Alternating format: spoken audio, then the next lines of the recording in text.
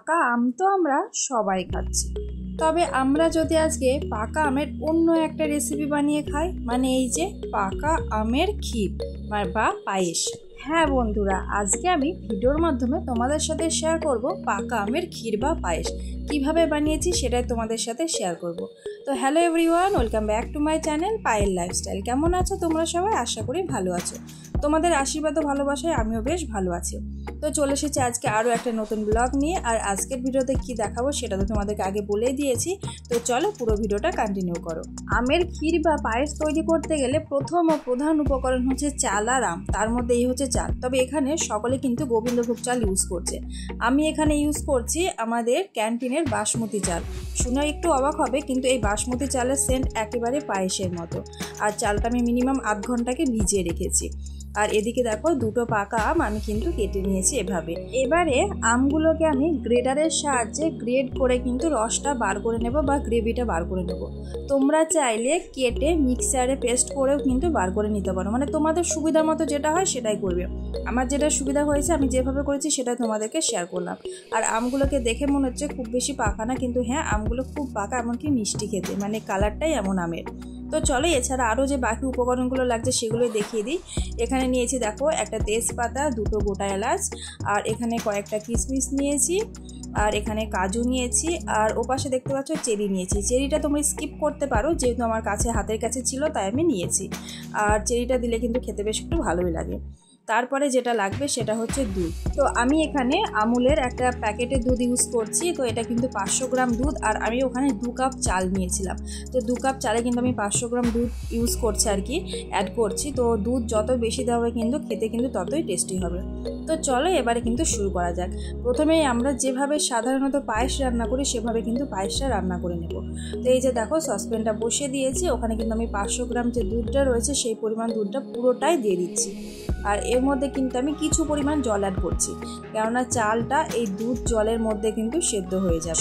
সকল এবার বেশিরভাগই কিন্তু জানো তোমরা আম ক্ষীর বা পায়েস তৈরি করতে। আমি যেভাবে তৈরি করি সেটা কিন্তু আজকের ভিডিওর মধ্যে তোমাদের সাথে তুলে ধরছি। তো এরপরে দেখো তেজপাতা আর গোটা এলাচগুলো কিন্তু আমি দুধের মধ্যে দিয়ে দিলাম। এরপরে যে চালটা আমি আধ ঘন্টা আগে ভিজিয়ে রেখেছিলাম সেই চালটা দেখো আমি দুধের মধ্যে দিয়ে দিচ্ছি। আর এবারে বলি, চালটা বাসমতি চাল বলেছিলাম তোমাদের। চালটা একেবারে পায়েসের মতো সেন্ট, আর মিনিমামে চালটা 5 মিনিটও মনে হয় সময় নেয় না রান্না হতে, মানে এত তাড়াতাড়ি সিদ্ধ হয়ে যায়। আর সেই কারণে কিন্তু আমি ভাবলাম যে গোবিন্দভোগ চালের পায়েস তো খাওয়া হয় বা ক্ষীর খাওয়া হয়, তাহলে আজকে এই চালটা দিয়ে মানে ট্রাই করে দেখি কেমন হয় খেতে। তো সেই হিসেবে কিন্তু আমি আমার হাতের কাছে এই চালটা ছিল, এটা দিয়ে কিন্তু রান্নাটা করে নিচ্ছি। তোমাদের পছন্দ মতো তোমরা গোবিন্দভোগ চালও ইউজ করতে পারো, তাছাড়া আতপ চাল যেটা রয়েছে পায়েসের জন্য সেটাও কিন্তু ইউজ করতে পারো।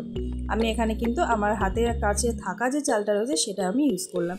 তো ওদিকে পায়েসটা বসিয়ে দিলাম। তারপরে তোমাদেরকে দেখা, এই যে দেখো দুটো আম থেকে এতটা পরিমাণে গ্রেভি বেরিয়েছে। তো দেখতে পাচ্ছ এবার এই গ্রেভিটাকে কিন্তু আমি ক্ষীর বানিয়ে নেব। তো চলো কিভাবে ক্ষীর বানাই সেটা তোমাদের সাথে শেয়ার করি। আর হ্যাঁ, তোমরা দেখতেই পাচ্ছ গ্রেভিটার মধ্যে কিন্তু কোনো শাঁস বা দানা কিন্তু দেখতে পাচ্ছ না, মানে থাকাটা চলবে না আর কি, ছেঁকে নিতে হবে। আমি কিন্তু সেই উপায়ে ছেঁকে নিয়েছি। এবারে দেখো কড়াই বসিয়ে দিয়েছি, কড়াই কিন্তু ওই যে আমের গ্রেভিটা দেখো দিয়ে দিলাম। এবারে কিন্তু আমি আমের গ্রেভিটাকে জাল করে করে মানে এটাকে একেবারে শুকিয়ে আম ক্ষীর তৈরি করে নেব। কিভাবে তৈরি করছি সেটা তোমরা দেখতে থাকো।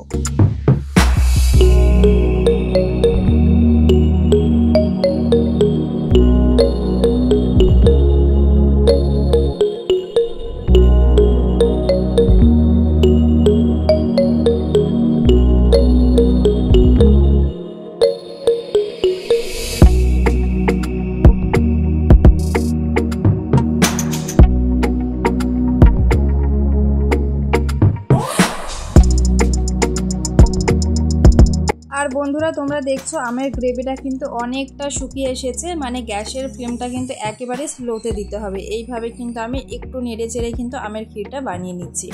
তো চলো প্রতিদিনের মতো আবার একটা কথা বলি তোমাদের, সেটা হচ্ছে যে ভিডিওটির এই পর্যায়ে এসে যাদের ভিডিওটির কিছু অংশ ভালো লেগে থাকে তাহলে চ্যানেলটিকে সাবস্ক্রাইব করে থেকে যেতে পারো, আর মিষ্টি করে একটা কমেন্ট করো, কমেন্টের মাধ্যমে চলে যাব তোমাদের পরিবারে।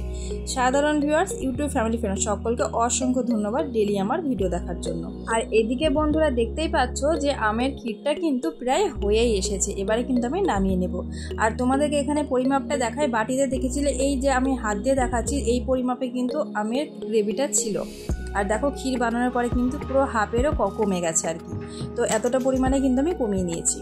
এদিকে কিন্তু পায়েসটাও হয়ে এসেছে, পায়েস বা ক্ষীর যেটাই বলবো হয়ে এসেছে, আর চালটাও কিন্তু সেদ্ধ হয়ে এসেছে।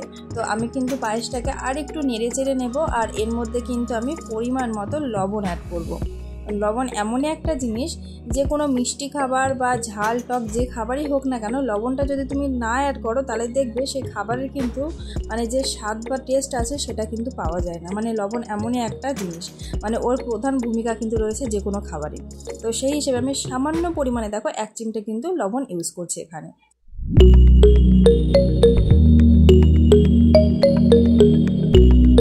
এরপরে দেখো এখানে আমি এই বাটির সাইজটা দেখতে পাচ্ছি, এই বাটির সাইজের 1 বাটি চিনি অ্যাড করছি।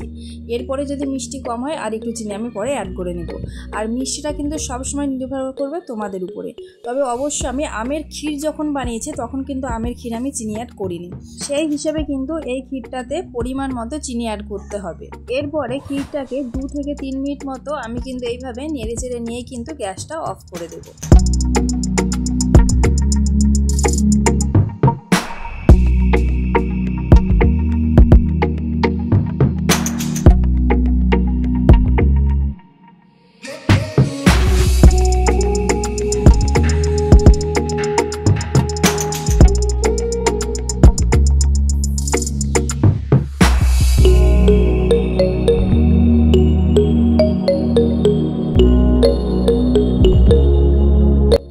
রেডি হয়ে গেছে, তবে এখনো কিন্তু আম ক্ষীর রেডি হয়নি। তো এবারে কিন্তু আমি আম ক্ষীরটাকে রেডি করে নেব।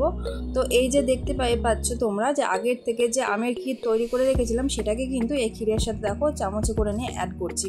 তবে অবশ্য যতক্ষণ মানে ক্ষীরটা গরম থাকবে গরম অবস্থাতে কিন্তু এইভাবে অ্যাড করে নেবে। আর এই যে দেখো কত সুন্দর একটা কালার দিয়েছে, আর দেখতেও কিন্তু ভীষণ সুন্দর হয়েছে। আর এটা দেখতে পাচ্ছ মানে খুব বেশি যে পাতলা হয়েছে সেটাও না, আবার যে গাঢ় হয়েছে সেটাও না, মিডিয়াম মানে রেখে দিয়েছে আর কি। তবে ঠান্ডা হয়ে আসলে কিন্তু একটু একটু করে জমে আসবে। এছাড়া মিষ্টি খাবার কিন্তু ঠান্ডায় বেশি ভালো লাগে। এরপরে দেখো আমি উপর থেকে কাজুগুলো এক এক করে ছড়িয়ে দিয়েছি, দিয়ে দিচ্ছি কিশমিশ, আর তার সাথে দিয়ে দিচ্ছি ওই যে চেরিগুলো নিয়েছিলাম সেই চেরিগুলো কিন্তু আমি একটা একটা করে উপর থেকে ছড়িয়ে দেবো।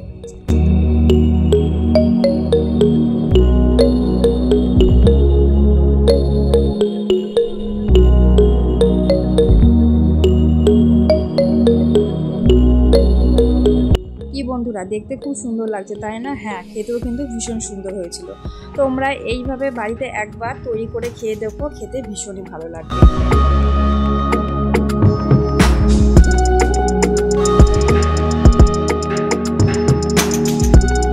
তো বন্ধুরা চলো আজকের ভিডিও এখানে শেষ করে দিচ্ছি। আর পুরো ভিডিওটা দেখার পরে কমেন্ট বক্সে অবশ্যই জানাবে আম ক্ষীর বা আমের পায়েস কেমন লাগলো।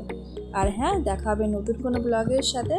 ততক্ষণ তোমরা ভালো থেকো, সুস্থ থেকো, আর সবাইকে সাপোর্ট করো। টাটা বন্ধুরা।